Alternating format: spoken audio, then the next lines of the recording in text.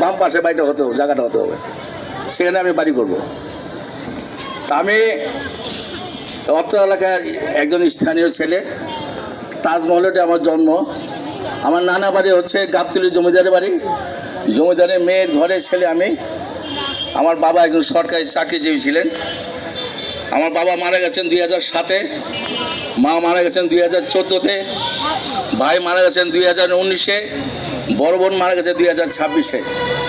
তার মানে টোটালি আমি এতিম। এখন আমার সিরিয়াল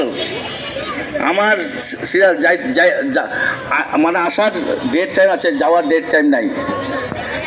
তা আমি একটা ভালো কাজ করে যেতে চাই। ছোটোবেলা থেকেই আমার একটা শব্দ ছিল। আমি 88 বন্যায় আমার 7টি ক্যাম্প আমার আন্ডারে ছিলেন।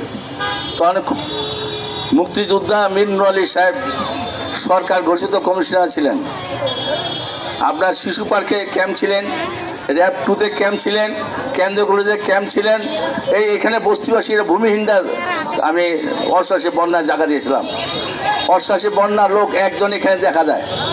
তখন ওর বয়স ছিল 3 বছর। ওই 88 বন্যার লোক, ওই একজন লোক। এদিকে আমি একটা দিনও নাই যে না খেয়ে ঘুমোতে দেয় নাই। বন্যার পানি জন্য থই থই থই থই করছে, নৌকা দিয়ে মানুষের ঘরে ঘরে যায়। তখন আমি সারাদিন সারা রাত আমার বাহিনী নিয়ে, আমার নেতা কর্মীদের নিয়ে সরকারি চাউল, গম, চিনি আমি ডিস্ট্রিবিউশন করতাম। হাজার হাজার লোকের মাঝখানে গিয়ে আমি ডিস্ট্রিবিউশন করতাম, কোনো বন্ধ হতে দিইনি। কারণ আমার নেতারা আমার মতোই।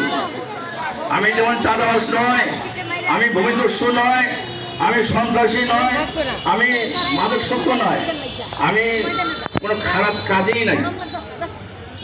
সুতরাং আমার নেতারাও ঠিক আমার মতোই হয়েছে।